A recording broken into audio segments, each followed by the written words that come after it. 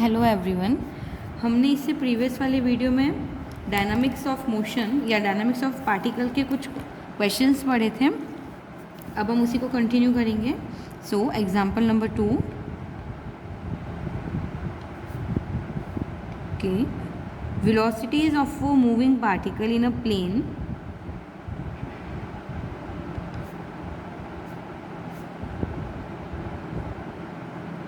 ये हमारे एक्सेलरेशन और वेलोसिटी पे बेस्ड क्वेश्चंस हैं। Acceleration and velocity in X and Y direction, इसके सारे फॉर्मूले प्रीवियस वीडियो मैंने बता दिए थे। उसी फॉर्मूले से हम लोग ये क्वेश्चन सॉल्व करेंगे, ठीक है। तो क्वेश्चन क्या बोल रहा है हमारा, that velocity of a moving particle in a plane is parallel to the x axis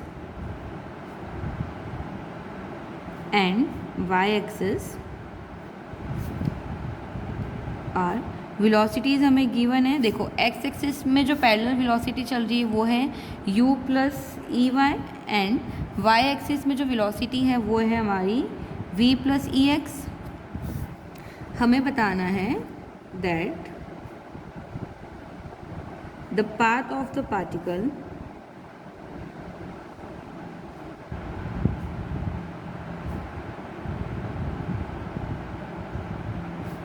is a conic section. Clear है। क्वेश्चन क्या बोल रहा है कि एक पार्टिकल है वो क्या हो रहा है, एक प्लेन में मूव कर रहा है। जब वो एक्स एक्सिस के पैरेलल मूव करेगा तब उसकी वेलोसिटी हो जाएगी u प्लस ई वाई, और जब वो y एक्सिस के पैरेलल मूव करेगा तो उसकी वेलोसिटी हो जाएगी मेरे पास v plus E x.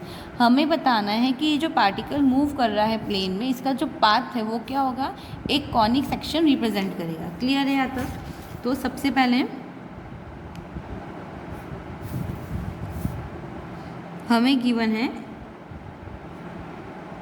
dx by D T, ये वेलोसिटी हो गई हमारी। dx बाई डी टी क्या हो जाएगी, वेलोसिटी इन एक्स एक्सिस। इसकी वैल्यू मेरे किसके इक्वल है, u प्लस ई वाई के इक्वल है, ठीक है। And d Y by D t यानी वेलोसिटी अलॉन्ग वाई एक्सिस, ये क्वेश्चन में गिवन है v प्लस ई एक्स, ठीक है। तो हम क्या कर सकते हैं, इससे d Y by D x निकाल सकते हैं। इसको ले लो इक्वेशन नंबर 1, ये मेरा हो जाएगा इक्वेशन नंबर 2। अब मैं क्या करूँ, equation number 2 divided by equation number 1, तो ये मेरा हो जाएगा D Y by D x equal to D Y by D T divided by D X by D T. Values रख लो तो ये मेरे पास हो जाएगा v प्लस ई एक्स अपॉन u प्लस ई वाई। अच्छा, इसमें अब हम क्रॉस मल्टीप्लाई करा दें तो ये मेरा हो जाएगा u plus E y d x equal to v plus E x d y. अब दोनों साइड इसमें इंटीग्रेशन कर लो, ठीक है। सो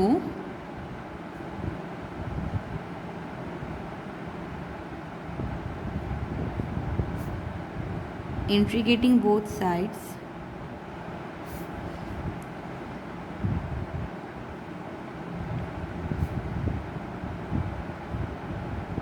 तो देखो इसका इंटीग्रेशन मेरा क्या हो जाएगा, ये हो जाएगा यू एक्स प्लस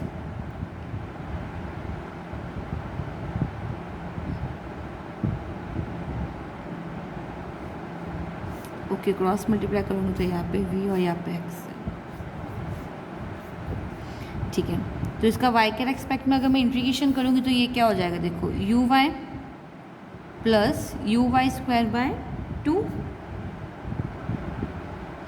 अच्छा देखो इसमें ये हमारा क्या है, इंटीग्रेशन में लिमिट नहीं है तो हमारा यहाँ पे क्या हो जाएगा, कांस्टेंट ऐड हो जाएगा a, ठीक है। ये मेरा क्या है, इंटीग्रेशन कांस्टेंट है। इधर इंटीग्रेट कर लो तो ये मेरा क्या हो जाएगा, v x plus E x square by 2 और एक कांस्टेंट लग जाएगा a।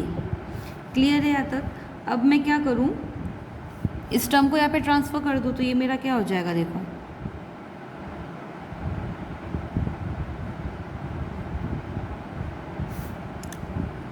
एक साइड कांस्टेंट, ठीक है। ये हो जाएगा मेरा e y square plus 2a by 2 equal to to v x plus E x square by 2। दोनों साइड से 2 एलिमिनेट हो जाएगा तो ये मेरे पास बचेगा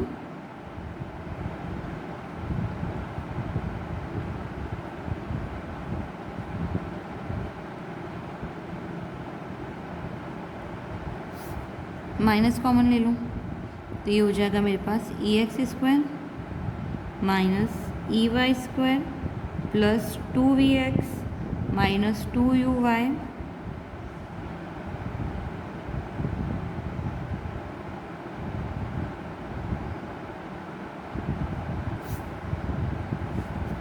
इसमें से क्या करो, ई कॉमन निकाल लो तो ये हो गया E plus 2VX minus 2UY minus 2A equal to 0। और ये देखो मेरा क्या है, कॉनिक की इक्वेशन रिप्रेजेंट कर रहा है। ठीक है,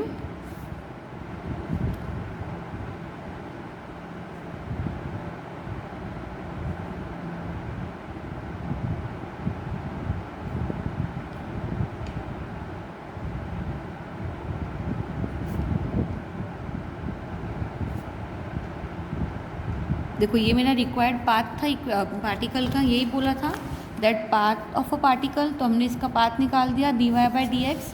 तो देखो जो इसका ये पाथ है ये क्या कर रहा है, कोनिक की इक्वेशन रिप्रेजेंट कर रहा है, क्योंकि ये जो गिवन इक्वेशन है यानी इक्वेशन ए जो है वो क्या है, मेरी 2 वेरिएबल वाले क्वाड्रेटिक इक्वेशन है।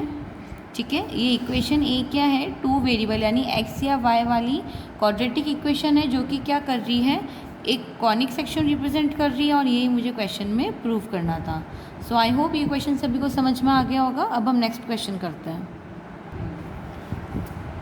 Next question, example number 3, the coordinate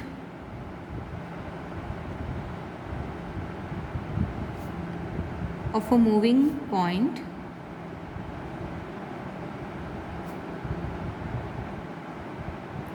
in a plane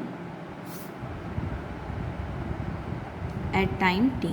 देखो क्वेश्चन में हमें क्या बोल रहा है कि एक पार्टिकल है मूव कर रहा है in a plane at a time t, और उसके जो कोऑर्डिनेट्स है वो हमें कैसे गिवन है, दैट x जो है वो हमारा क्या है, a t plus sine t, और जो उसका y कोऑर्डिनेट है वो मेरा क्या है, a 1 माइनस कॉस टी। ठीक है, coordinate of a moving particle question में ऑलरेडी गिवन है एट अ टाइम t। ठीक है, हमें क्या प्रूव करना है, we need to prove that it's acceleration is constant. ठीक है, सबसे पहले तो हमें क्या बताना है कि जो इसका एक्सेलरेशन है वो कांस्टेंट होगा। ठीक है, दूसरी चीज़ हमें इसका डायरेक्शन फाइंड करना है at a time t।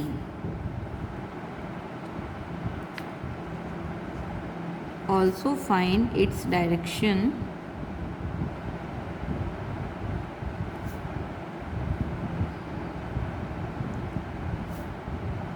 Eight time t। Clear है क्वेश्चन कि हमें कोऑर्डिनेट गिवन है x एंड y। ठीक है, दोनों कोऑर्डिनेट्स गिवन है, हमें गिवन है कि ये पार्टिकल क्या है, टाइम t पे ट्रैवल कर रहा है। हमें ये बताना है कि इसका एक्सेलरेशन जो है वो कांस्टेंट होगा और हमें उसकी डायरेक्शन फाइंड करनी है। ठीक है, तो सबसे पहले हम क्या कर लें, इसका एक्सेलरेशन निकाल लें। तो एक्सेलरेशन निकालने से पहले हमें क्या करना होगा, पहले हम वेलोसिटी निकालेंगे। तो गिवन है मुझे x equal to a t plus sine t। ठीक है, तो सबसे पहले क्या करूँ, vx डायरेक्शन में इसका एक्सेलरेशन निकाल दूँ। तो ये मेरा क्या हो जाएगा, dx/dt, और dx/dt हमारा क्या हो जाता है, इसका डिफ्रेंशिएट कर लूँ, d/dt ऑफ a तो कांस्टेंट है तो बाहर आ जाएगा, ये हो जाएगा t प्लस साइन t, ये हो जाएगा मेरा a 1 प्लस कॉस t। ठीक है, अब मैं क्या करूँ, एक्सेलरेशन निकाल दूँ in vx direction, x direction. तो ये मेरा हो जाएगा fx equal to del square x upon dt²। Double differentiate कर लो तो ये मेरा हो जाएगा, a तो कांस्टेंट है तो बाहर आ जाएगा 1 प्लस कॉस टी। तो ये मेरा हो जाएगा a d/dt ऑफ 1 क्या हो जाएगा 0, and d/dt of cos t मेरा हो जाएगा माइनस साइन टी। यहाँ तक क्लियर है। फिर मैं क्या करूँ, y डायरेक्शन के लिए निकाल लो, ये तो तुमने x के लिए निकाला था, y के लिए क्या हो जाएगा a 1 minus cos T, vy निकाल दूँ तो ये हो जाएगा d/dt of y a constant है तो बाहर,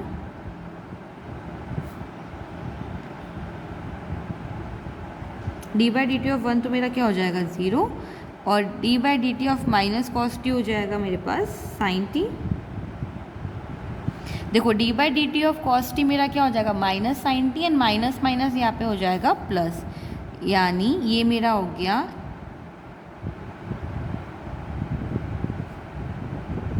ए साइन टी। क्लियर है। अब एफ वाई निकाल लो तो ये हो जाएगा del square y upon d t square, यानी जो मैंने d Y by D t निकाला है वी एक्स, इसका वापस मैं डिफ्रेंशिएट करूँगी तो ये हो जाएगा तुम्हारा ए तो कांस्टेंट है, D by D t of sine t, and D by D t of sine T हमारा क्या होता है कॉस टी हो जाता है, तो ये हो गया ए कॉस टी। इसको दे दो equation number 1 and equation number 2। यानी मैंने क्या किया, एक्स डायरेक्शन में एक्सेलरेशन निकाल दिया और वाई डायरेक्शन में। अब मैं क्या कर सकती हूँ, इसका एक एवरेज एक्सेलरेशन या फिर एक क्या करूँ, एक जनरल एक्सेलरेशन निकाल दें अपन। तो एक्सेलरेशन ऑफ अ पॉइंट, ये मेरा हो जाएगा under root del square x upon d t square plus del square y upon d t square. ठीक है। अच्छा, इसका कॉम्पैक्ट फॉर्म मैंने बताया था क्या होता है, x double dot square plus y double dot square. ठीक है, ये इसका कॉम्पैक्ट फॉर्म है। इस तरीके से भी लिख सकते हो और इस तरीके से भी लिख सकते हो। चलो इक्वेशन नंबर 1 और 2 से हमने वैल्यू निकाली है, इसमें पुट कर लूँ तो ये मेरा हो जाएगा acceleration equal to under root minus a sine t square plus a cos t square. क्या करो, ए स्क्वायर दोनों से बाहर निकाल लो तो क्या बचेगा तुम्हारे पास sine square T plus cos square T, और हमें पता है that sine square theta plus cos square theta हमारा 1 होता है ट्रिग्नोमेट्री आइडेंटिटी से। तो ये हो जाएगा f equal to under root a square यानी ए, यानी जो हमारा एक्सेलरेशन है वो क्या हो गया हमारा ए आ गया, and A is a constant term,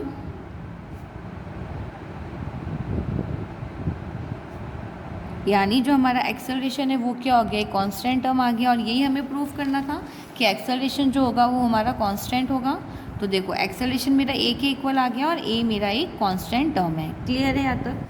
अब हमें क्या करना है, उसकी डायरेक्शन निकालनी है। तो हमने माना लेट एट टाइम टी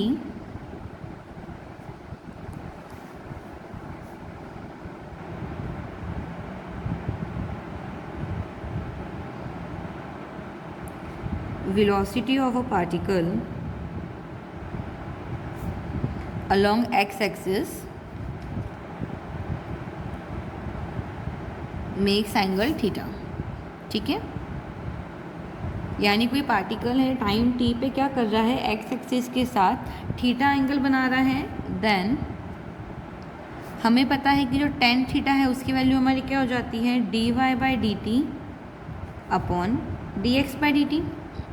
हमने D Y by D T और D X by D T की वैल्यू निकालनी है, इसमें वैल्यू पुटअप कर लो तो ये हो जाएगा तुम्हारा टेन थीटा इक्वल टू, देखो d Y by D T की वैल्यू क्या आती है a sine t upon a 1 plus cos t. A से ए कैंसिल आउट हो जाएगा, ये क्या बचा मेरे पास टेन टी बाई टू। ठीक है, दोनों साइड tan इनवर्स ले लो तो थीटा मेरा क्या हो जाएगा t बाय टू। तो ये मेरा क्या हो गया, इसका पाथ ऑफ अ पार्टिकल हो गया, sorry direction of a motion हो गया। ठीक है, ये मेरा क्या है direction of a motion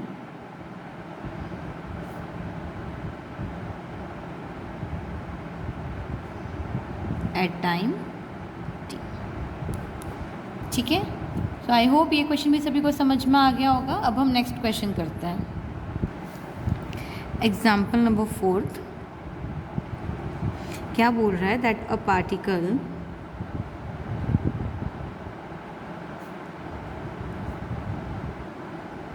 is acted on by a force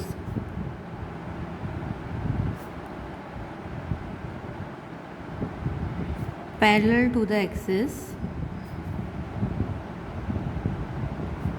of y whose acceleration is lambda y and is initially projected with the velocity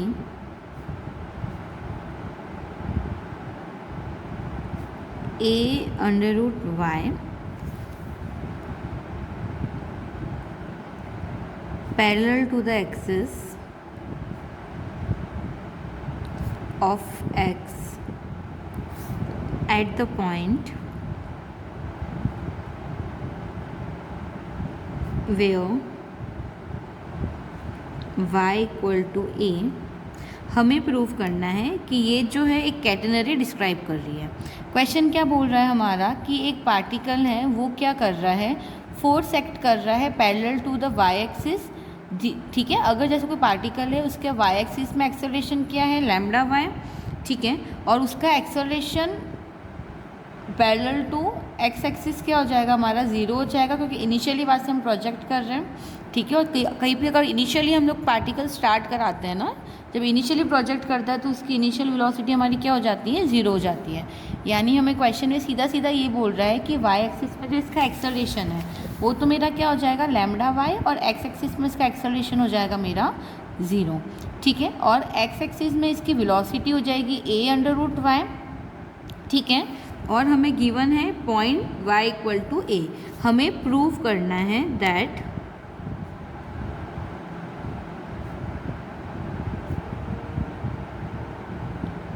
it will describe a catenary। ठीक है, सॉल्यूशन देखो क्वेश्चन के according, अभी बताया था मैंने, according to question y axis में इसका एक्सेलरेशन क्या हो जाएगा मेरा लैम्डा y, इसको ले लो इक्वेशन नंबर 1। x एक्सिस में क्योंकि इनिशियली प्रोजेक्टेड है तो इसका एक्सेलरेशन क्या हो जाएगा मेरा ज़ीरो, इसको ले लो इक्वेशन नंबर 2। ठीक है, अब मैं क्या करूं, देखो क्वेश्चन में एक और गिवन था कि parallel to axis of x, यानी x एक्सिस के पैरेलल वेलोसिटी क्या है a अंडर रूट y, यानी del x upon del t मेरा क्या है, एक कांस्टेंट है a under root y when y equal to a है, तो dx बाई dt मेरा क्या है a under root y। Clear है अब तक, ये सारी चीज़ें हमें क्वेश्चन में गिवन है। अब मैं क्या करूं, इसको इंटीग्रेट कर लूं,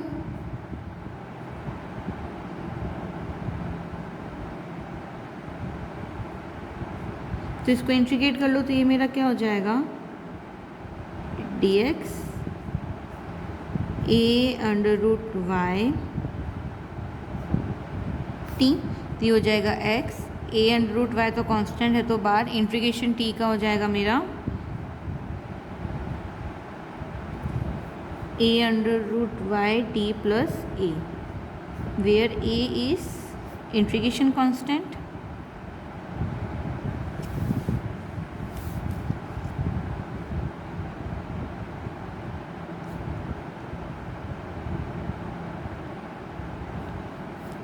क्लियर है यहाँ तक, बट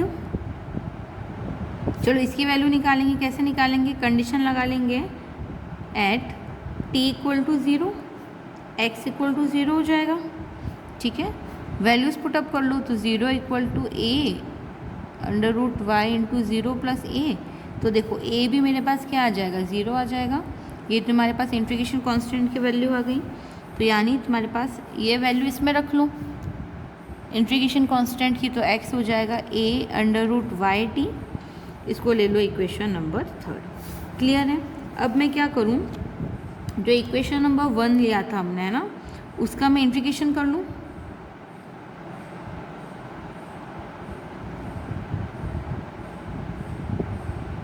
इंटीग्रेटिंग इक्वेशन नंबर 1 तो ये मेरा हो जाएगा dy by D t square equal to lambda Y square plus b, where b is integration constant. ठीक है, अब देखो अकॉर्डिंग टू क्वेश्चन हमें क्या गिवन है, y इक्वल टू ए है, यानी dy बाई डी टी मेरा क्या हो जाएगा 0, दोनों वैल्यूज इसमें रख लो तो ये मेरा क्या हो जाएगा, देखो 0 plus lambda A square equal plus B, put कर लो एक बार, तो ये मेरा हो जाएगा lambda A square plus B equal to 0, यानी बी की वैल्यू हमारे पास क्या आ गई, माइनस लैम्डा ए स्क्वायर। इस बी कांस्टेंट की वैल्यू वापस इस इक्वेशन में रखूँगी मैं, तो ये मेरा देखो क्या हो जाएगा, ये हो जाएगा मेरा dy by D t square, इधर b की वैल्यू रख रही हूँ है ना, तो ये मेरा हो जाएगा lambda Y square minus lambda A square, यानी dy बाई डी टी मेरा क्या हो जाएगा, इसमें से काम करो लैम्डा कॉमन निकाल लो तो ये क्या हो जाएगा Y square minus a square, और दोनों साइड अंडर रूट लोगे तो अंडर रूट लैम्डा स्क्वायर और Y square minus a square. Clear है यहाँ तक, यानी डी टी की वैल्यू हमारे पास क्या आ जाएगी, क्रॉस मल्टीप्लाई करा लो तो ये हो जाएगा 1 upon under root y square minus a square under root lambda and d y. यहाँ तक समझ में आ गया। क्या किया मैंने, इक्वेशन 1 को इंटीग्रेट किया, फिर इसकी b कांस्टेंट की वैल्यू निकाली। कैसे, क्वेश्चन में गिवन था y इक्वल टू ए है और dy by D t equal to 0 है।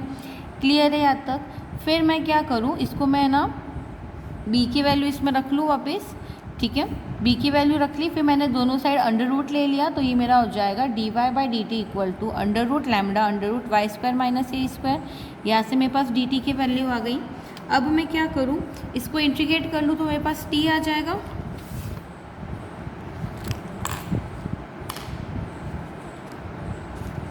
तो जो dt वाली इक्वेशन है उसको हम इंटीग्रेट कर लें, तो ये हो जाएगा मेरा t equal to 1 upon under root lambda cos inverse y by A, और एक कांस्टेंट लग जाएगा d। d तुम्हारा क्या है, इंटीग्रेशन कांस्टेंट हो जाएगा। ठीक है, अच्छा क्वेश्चन की स्टार्टिंग में हमें क्या गिवन था,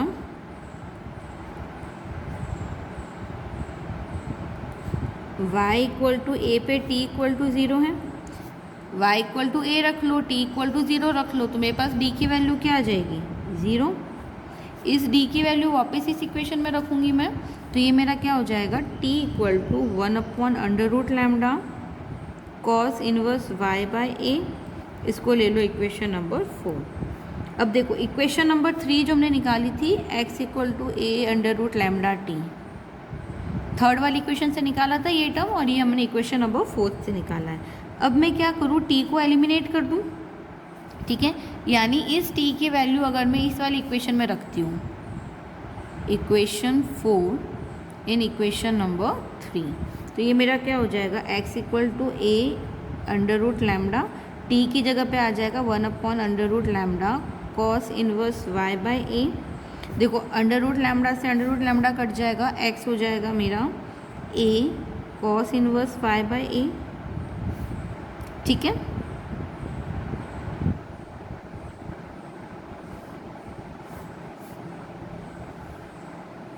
ठीक है, ये मेरे पास आ गया। ये क्या है मेरे पास, x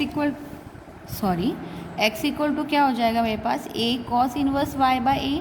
मैंने सिंपली t वाली वैल्यू x वाली इक्वेशन में रखी है और मैंने टर्म्स कैंसिल आउट कर दिए हैं, तो मेरे पास ये इक्वेशन मिला। और ये मेरा क्या कर रहा है, रिप्रेजेंट कर रहा है कैटेनरी। ये हमारी कैटेनरी की इक्वेशन होती है, स्टैंडर्ड इक्वेशन ऑफ कैटेनरी। ठीक है, कैटेनरी के बारे में हम लोग इस वाले पेपर में ही पढ़ेंगे। ठीक है, पूरा एक चैप्टर है हमारा इस पर। सो ये वाला क्या है, हमारा कैटेनरी का इक्वेशन रिप्रेजेंट कर रहा है, और यही हमें क्वेश्चन में प्रूव करना था। सो आई होप सभी को ये क्वेश्चन अच्छे से समझ में आ गए होंगे। अब हम कल से नया टॉपिक स्टार्ट करेंगे, relation between angular velocity and linear velocity. Thank you so much.